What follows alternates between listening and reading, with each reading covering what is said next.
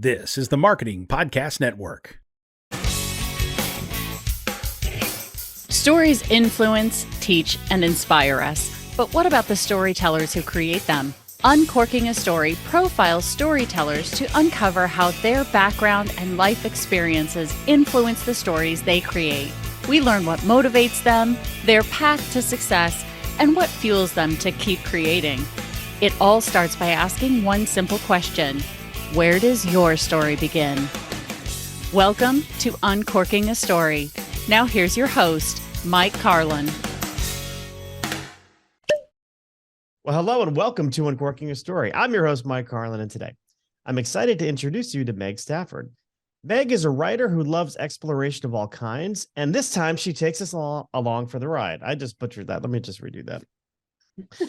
This happens all the time, and I don't know why. I think it's because I've got Super Bowl brain going on right now, which doesn't help. It's pretty fun. There we go. Take two. Hello and welcome to Uncorking a Story. I'm your host, Mike Carlin, and today I'm excited to introduce you to Meg Stafford. Meg is a writer who loves exploration of all kinds, and this time she takes us along for the ride. For 25 years, she's been observing how small, remarkable moments enrich our lives in her monthly newspaper column, A Moment's Notice. As a social worker in private practice, she's been helping others negotiate the terrain of relationships and connections for over 35 years. Her 2011 memoir, Topic of Cancer, Riding the Waves of the Big C, won 6 literary awards for its engrossing and hilarious portrayal of surviving and thriving after her life-altering diagnosis of breast cancer. She joins me today to talk about her life and latest book, Who Will Accompany You? My Mother-Daughter Journeys, Far From Home and Close to the Heart. Welcome to Uncorking a Story, Meg. Thank you very much. I'm delighted to be here. Well, I'm very happy to have you here. But Meg, I'm going to start with the question I ask everybody as we begin, which is, Meg, where does your story as an author begin? I would say that it began probably when I was really, really little, like 3 years old. I would make these little tiny books that I would tape together or staple together, and they'd be really simple. And my mom used to pride herself on the fact that she did not direct me and did not direct my spelling. So I just wrote out whatever I could. And I used to write these little stories all the time. And I was always interested all throughout my schooling, but it wasn't until I started writing the columns when I was actually in my 20s that I would say that my writing became more focused and published. Yeah. So I was doing that for a number of years, and I don't know that I would have aimed to write a book, except that during my experiences with breast cancer, I was writing to an email distribution list, and people started giving me feedback that they were learning what other people might have gone through but didn't talk about, or that there's a lot of jokes in there. They missed it when I wasn't writing, and that I should get it into book form. So I did that, and that sort of got me more thinking about writing as really being a writer. It really is so much a part of me that it's something I have to do and love to do. So, and this one is the second one on my writing journey. So, well, tell me, do you have any of those things that you were writing when you were 3 years old? Did your mother save any of those? I saved a few of them in a little box. I am not certain where it is at the moment, but I definitely think I could go back and uncover them. But I remember one was something about my big red bed, and like it rhymes, and it's there. It's fun. It's fun to go back. So you always had a writer inside of you, but it only kind of went in your adult years. It came out. It sounds like a little bit later after you started writing this column. How did you land this column? I mean, it doesn't sound like you have a journalistic background. How did you land this column in the newspaper? I decided that I actually worked with a career coach for a little while, and it became clear that writing was really important to me. And I was living in Somerville, Mass at the time, and I just approached the editor of the Somerville Journal and asked if I could write an op-ed, an editorial piece. And I essentially got carte blanche from there. So my first piece really dates me, was about getting an answering machine. And that was like, so, and then my next one, so I was in my mid-20s, mid to late 20s. The next one was about, I had received in the mail a flyer for prepaid funeral arrangements if you're a shut-in. And I just thought it was hilarious because it was the furthest thing from my mind. And so I wrote a piece about that. And then I ended up also writing a factual piece about it. But I could write about whatever I wanted. And sort of they would print whatever I wanted. And then when I moved out to the suburbs, I live in Littleton, Mass now. I approached my local paper here, and they essentially did the same thing. And I was writing for a few other places as well. So it's been a wonderful forum for me to write about my thoughts about a lot about parenting. I've been reviewing them lately, but about feet, about getting a pedicure, about some political things, some about music that I had been to hear. So it's been great to be able to write and get feedback from people. Yeah, I do believe that, like, the writer's superpower isn't, their ability to pick out the exact right word or even put words on the page, but those things are important, don't get me wrong, but I think the real superpower is just having an experience or seeing something and then feeling compelled to write about it in a way that's interesting or motivating to somebody else. Like, I think writers see the world slightly differently than most other people. So an experience that somebody has that they totally would forget about, seeing somebody on the train do something on the morning commute, might take the writer down like a completely different path, and turn that into something interesting. I mean, I did that for years with my own blogs. And I think it's such a cool place to start kind of your writing fun career. Yeah. It's been an awesome outlet. Yeah. So I know we're going to talk about the new book, but take me back to that first book, Topic of Cancer. Because now, was this the first time you ever thought to yourself, "Hey, I'm going to write like a full-length book"? Yes. And in fact, with both of these, each book had very different processes, and the next book will have yet another different process. But because the book was a lot written by the time I got to the idea of publishing it, because they were, and the book really follows along in journalistic and journal form. But I first sent it to an editor to say, this was written for, it was a growing list of, it got up to about 80 or 90 people, but they were people who had some direct connection with me. So I had to make sure, would this be interesting to someone else? And she came back with a green light. So I decided to get it into book form and ultimately self-published because I was getting a lot of encouragement, but I wasn't getting an offer, and I needed to get it out there. And so I went the self-publishing route, and I'm really glad because it gave me the room to be able to focus on other things. And I was working at the same time as I am now. So as a psychotherapist, my other job. Yeah. But it's but I was really thrilled to get it out there because I got a lot of feedback, both from people who had gone through treatment and also a lot from people who either knew people or who have had family members or relatives, friends who had gone through it and weren't sure how to be helpful. But that's one of the things that it addresses, is ways to really be helpful to people who are going through treatment. So, and as I said, it is really full of jokes and the quirky things. And if you're not okay with puns, stay away from that book, because there's a lot of them. It was just whatever was happening in my mind at the time, including my daughters were in 7th and 12th grades. And so there was stuff happening with them, and it's all sort of in there. It was a part of my life. It never defined my life. Yeah.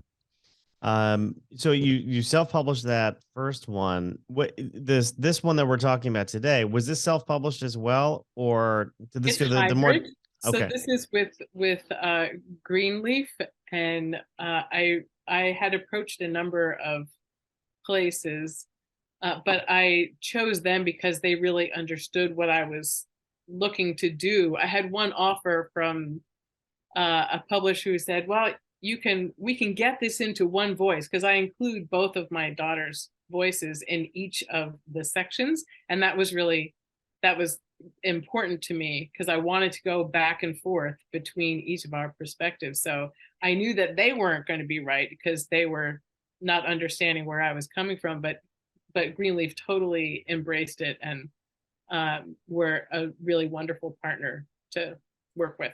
Yeah, it sounds like they shared more of your vision as an author than Yes. perhaps the other one. Well, tell me, what can you share with us about Who Will Accompany You? My mother-daughter journeys far from home and close to the heart. Right. So this was inspired initially by a trip that I took with my younger daughter when she was 17 and doing her senior project for school. And she was doing it on the question, what is happiness? Small topic. But decided that she wanted to study meditation in Buddhism at a monastery in Kathmandu. And we decided that we couldn't just pop her on a plane to the other side of the world and say, I hope someone picks you up. And so I took that as an opportunity to go too. And I trekked to the Annapurna base camp while she was studying meditation at the monastery. And my first idea for the book was to go back and forth between each of our perspectives, because even though she was sitting meditating formally, I wasn't sitting, I was trekking, but it was very meditative because it was early in the season and we were spending lots of hours by ourselves or on our own. And then I realized that it wasn't enough. And my older daughter went to the country of Colombia and spent a year and a half there as an observer witness. And I went to visit her for a week. And it felt really important to include her journey and our time together there. And so that's the second portion of the book, where she lived in the far northwestern corner of the country for 9 months and then in Bogota for 9 months. But I visited her there, where it was a 45-minute open air Jeep ride and an hour and a half hike to get to the community that she was living in. So it was really an experience to visit. And then the last section is called Home, and it's about, where does my husband fit in? How do we come to travel? It ties it all together, and a lot of people like that as well. So your younger daughter was the one who went to Kathmandu. Correct. Now, was that part of a high school experience? That she created. Okay. So they both went to a public charter school nearby, and they have a senior project which takes most of the year. And there's a research portion of it. There is a presentation part of it, community service part of it. But they encourage kids, if they want to spend time off campus. So it's encouraged to travel. And she took that as an opportunity to go somewhere really far, which was part of the challenge for her, to go somewhere new and unexplored, because our older daughter had already spent time in Costa Rica and a semester in Chile and Argentina, and so our younger daughter was wanting to explore as well. Yeah, I'm sure. So. I mean, when I was in high school, I got to go to Boston. That's a trip. I went there in college and didn't move here until graduate school, but yeah. Well, as kind of going through these writing journeys and writing now 2 full-length books, and it sounds like there's a third in the works. What have you learned about yourself, kind of going through these writing projects? That I can't do it by myself, that's always a big one, because it's like I want to do everything by myself. But it's probably my biggest takeaway during my whole cancer experience and the writing of the book was that I can't do it by myself. And that not only is it important to let other people in, but it makes it possible. And that I want to honor and appreciate all the help. But absolutely in the writing process, the editing help is really key.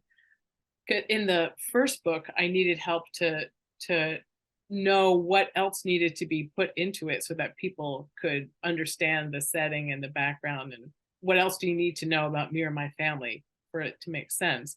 And with this one, because it was like putting together a mosaic, because I needed to balance my younger daughter's voice and mine in the first section, and then my older daughter's voice and mine in the second section. And it was tricky to do that. So that's one thing, is learned that I need help to do it well, which is important. Also, this was not new news to me, but patience, not my longest and strongest suit. Like, I want it to happen now. I want it to get rolling.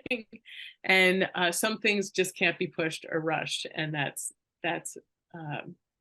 a really important lesson for me always, to know that things will get there in the time that they need. And there's only so far that I can move it at any one given time. So, I think there's a lot of misconceptions out there from people who have not written a book, that writing is this solitary process where you are kind of locked away in a cabin for 6 months or 12 months or however long it is.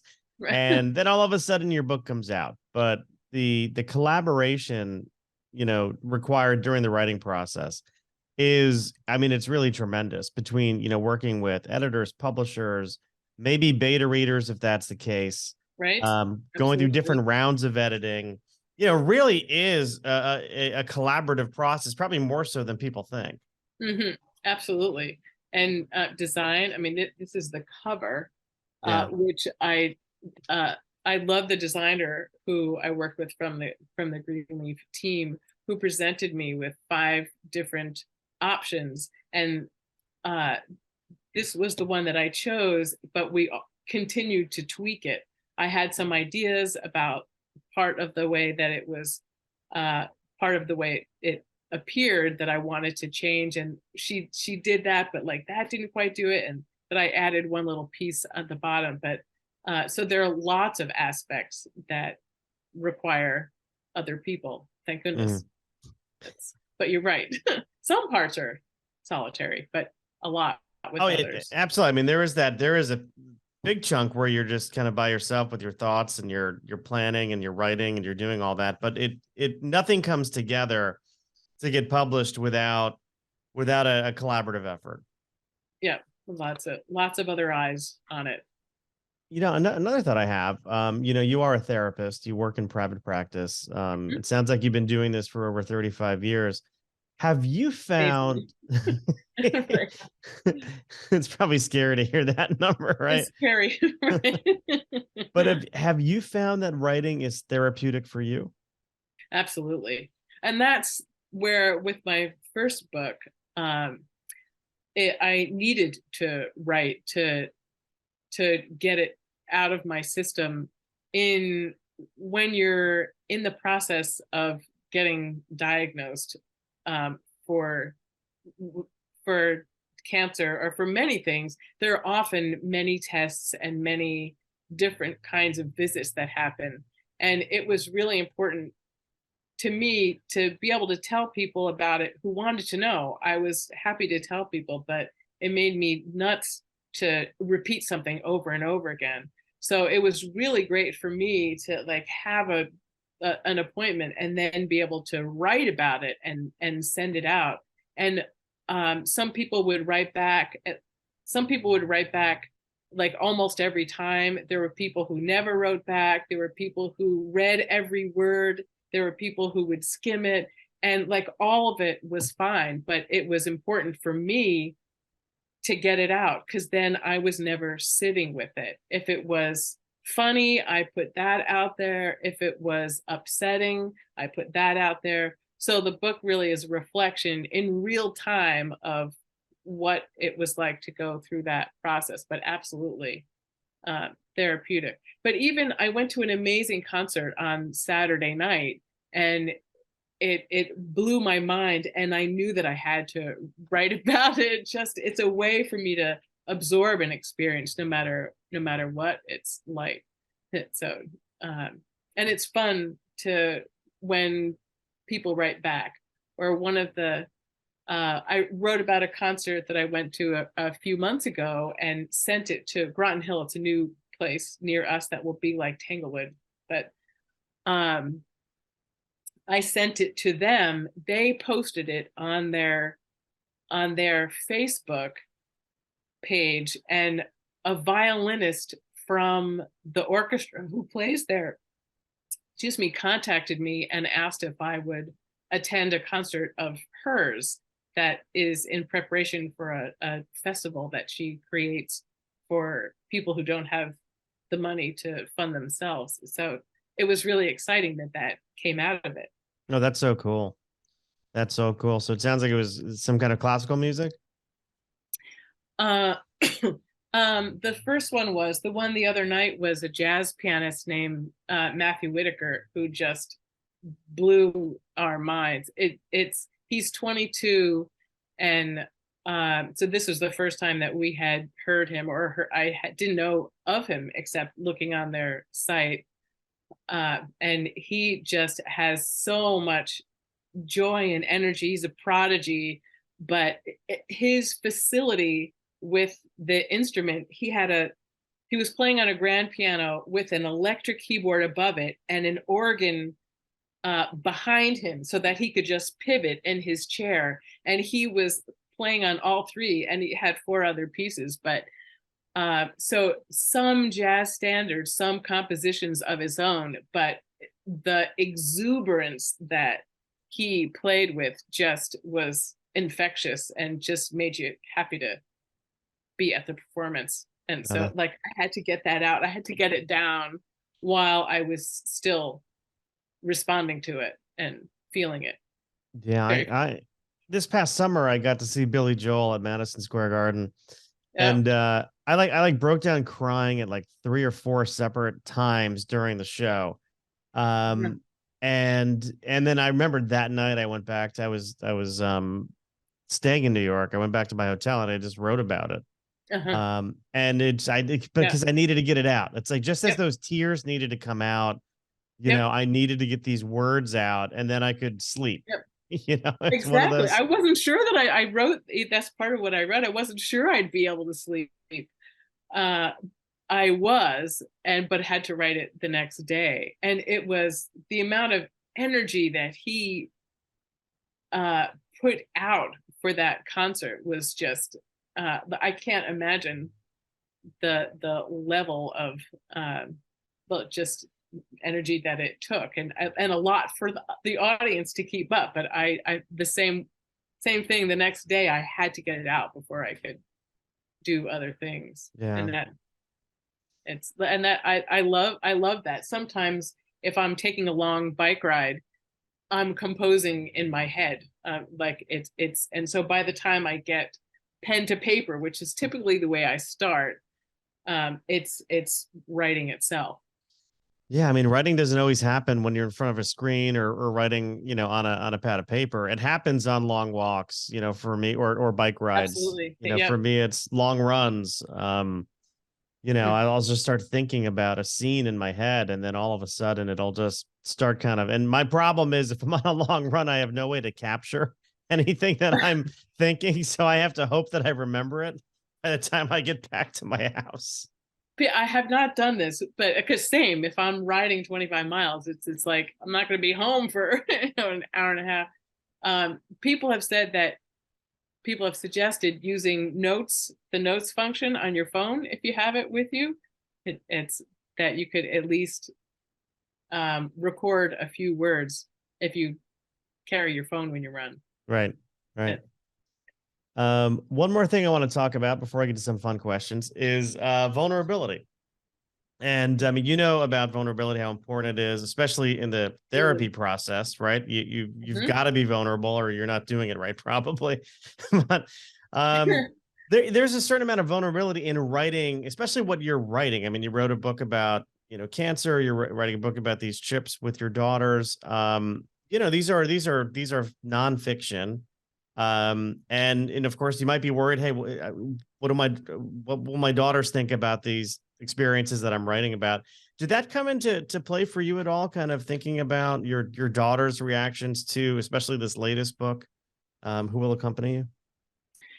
Well, I certainly consulted them and wanted to make sure that they were okay with everything that was in the book. And I had to prod them a little bit to, to read through the whole thing. I mean, they knew the material that I was using because Kate was keeping a journal while she was at the monastery and while we were in Bhutan. So she allowed me to use that. And Gail was writing emails home, and also she wrote a blog because she really needed to process that experience. So I used pieces of that, so they knew what I was using, but also in the parts that I created, I wanted to make sure that they were okay with it.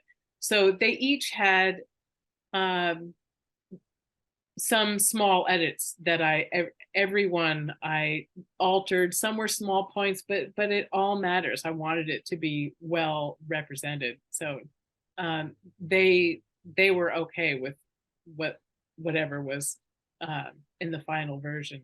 Yeah. And then when I did the audio book, I recorded the first one myself. Um, Someone else recorded this one again. They gave me 8 choices um, of readers, and she asked pronunciation of some of the places that would be impossible to know otherwise. But then there were some of the Spanish ones that were not obvious that she didn't have right, but I wanted to go back to make sure that they were correct, like the places where Gail was living, because again, it's about being respectful to the people involved. So it took a little bit of doing and paying attention, but we got there. You got there. You got there. Well, we got to the point in our show where we're asked some fun questions.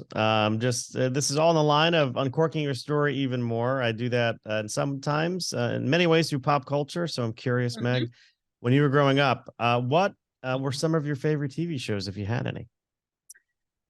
So I fortunately watched an interview the other night. Oh, you So I cheated. knew that I cheated, thank goodness, because otherwise I might just be like, I don't remember. So I like jotted down a few of them from early on. Early, I loved The Addams Family, was a favorite. I used to be, as a kid, I was annoyed.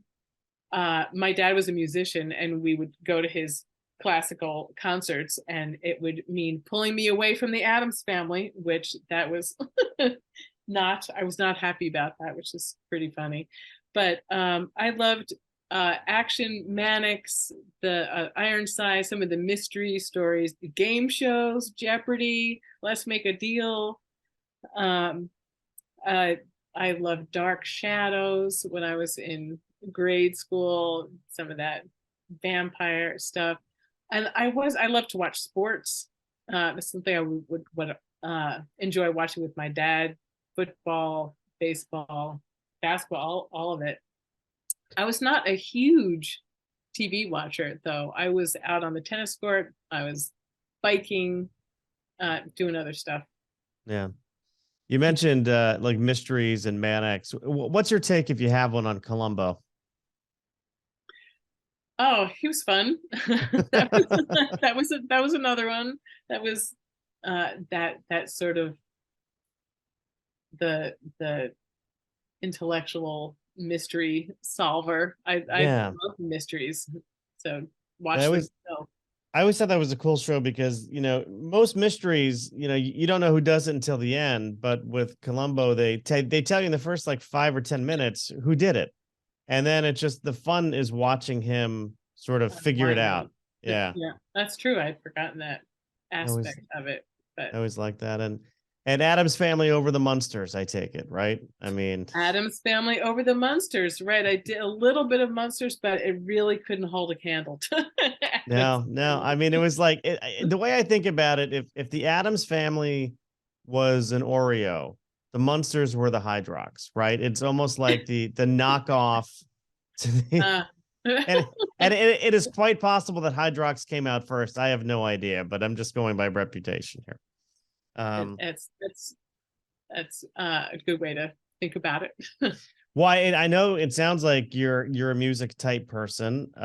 What when you were growing up, what kind of music were you listening to? So a lot, well, the classical that my dad would play in, but he also was a jazz um, musician, and he started the jazz program where he taught at New Paltz College. So I grew up listening to Miles Davis and Oscar Peterson, Ella Fitzgerald, all Sarah Vaughan, all the jazz greats. But I also loved Steely Dan, Bruce Springsteen, Billy Joel, Elton John, the Taylors. I think the very first concert I went to was Livingston Taylor, who is James's brother and never was as famous, but has also a very long career. Crosby, Stills and Nash, all the Bonnie Raitt, all the All those like singer great songwriter singers. Stones, yeah. So cool. Beatles, of course. I know you mentioned Tanglewood. I know James Taylor. That's one of his regular touring spots, if I'm not mistaken. Right. No, you're right. I have never seen him. I've never seen him live, actually, but I know that he plays there pretty regularly. I think that'd be a treat. One of the radio shows that I listen to often plays very unusual music. It's a jazz show, so they play some of the jazzier things that he has sung, which is really interesting because it's just not the stuff that you tend to hear all the time. Yeah, it's fun. Yeah. So I know you certainly have a career as a writer and as a therapist. What other career hat would you like to try if you could? Any other career out there that you'd like to try? It's an interesting question because I often like to play the game with myself of can I do that job? And there are some that I know without a doubt that I am totally not only unqualified for, but unfit for. And then there are others that, maybe I could do that if I had the training or had the time. And what would it be now?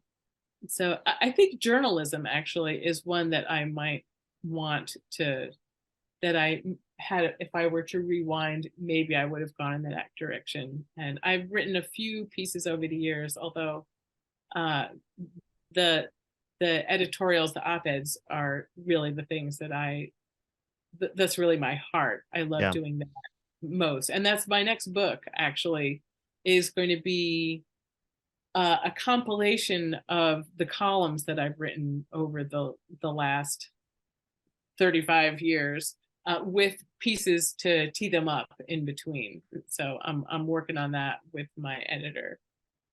But some of the other things, I mean, I love being outdoors. I don't know if I would ever have wanted to be a guide for places, but that's tough. Or if I would have ever done a professional sport, I don't know.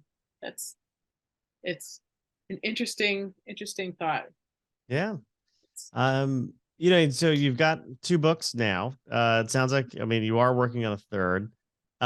Any lessons about sort of writing, these bigger pieces, longer form content that you feel like you learned the hard way, whether it's the writing process or the publishing process? The publishing and the marketing process, I think for me, that's been the toughest nut, is even though they've both had some recognition and awards, that still is not the thing that gets it out there. So I'm learning more about that also takes patience and time and working with other people to find the ways that gets it into bookstores, into like, how do I set up things like this? How do I, what kind of help do I need to do that? So that part was, even with the first time around, knowing that that was true, I still underestimated the amount of effort that really needs to go into the publicity side of it. Because still remember reading what someone wrote about, like, you can have a gem in a room, but if the room is dark, you can't see it. So what do you need to do to shine a light on something so that people know it's there, so people know it's accessible? Yeah, So, yeah, you're so right. You could have the greatest book in the world, but if you can't figure out a way to tell people that it exists, then right? How do they know? yeah, What it's true. What are your favorite ways?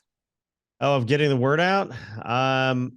You know, gosh, it's so funny. I've spent 25 years working in marketing, and I have the hardest time marketing my own work.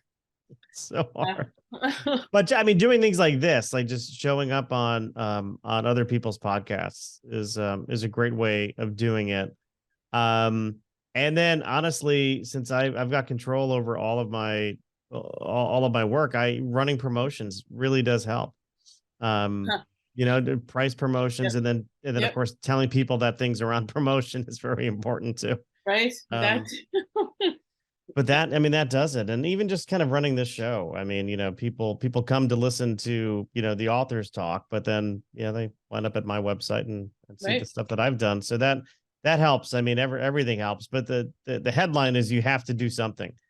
You have to, Right. you've got to, and it's constantly, you constantly have to be doing something. And hopefully, something that you publish, this year, helps move a couple back catalog sales. And that certainly happens. That certainly helps. But Absolutely. Some of the authors that I have met, it may be their most recent book, which I'm learning about, but absolutely, if I enjoy it, I'm going back to read all their other stuff yeah, also.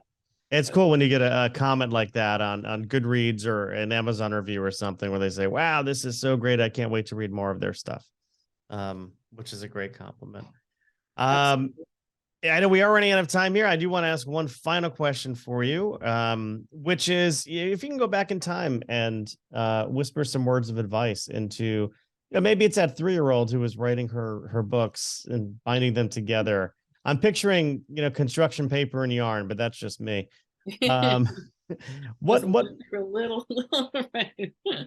what words of advice would you give the younger Meg? Definitely to keep doing it, to let it out, to to make sure to give it the time that it needs, and to stay with it, to listen to the voice that has something to say, and continue to encourage her to get it out there, because it is a very circuitous path to getting it published, but it is worth it. That's And right. it's the satisfaction is tremendous. And I love thinking about how far it could go and what people it might reach, and none of it would happen if it isn't out there. So just perseverance, very big in the publishing world. Oh yes, you mentioned it before. Perseverance, persistence. Those are 2 P's along with publishing. So there you go, 3 P's. We should come up with 4. Peas in a pod, 3 peas in a pod. That's right. Well, Meg, tell me, where can people buy Who Will Accompany You, My Mother-Daughter Journeys, Far From Home and Close to the Heart? On Amazon or Barnes and Noble, any of the major platforms. All right. And if people want to learn more about you, do you have a website, social media handles you want to share?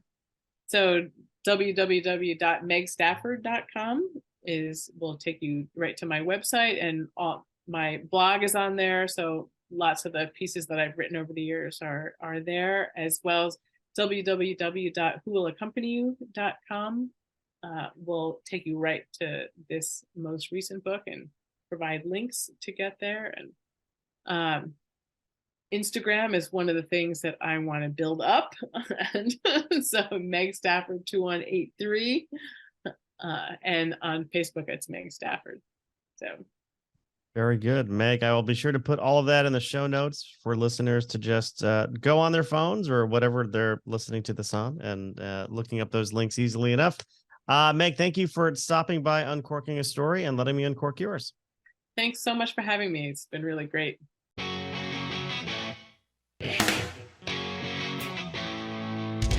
Thanks for listening to Uncorking a Story. If you'd like more information about today's guest or to find out more about Mike, go to uncorkingastory.com. If you enjoyed the show, please subscribe, rate, and review us at Apple Podcasts, Spotify, or wherever you get your podcasts. Tune in every week to hear Mike Carlin uncork a new story.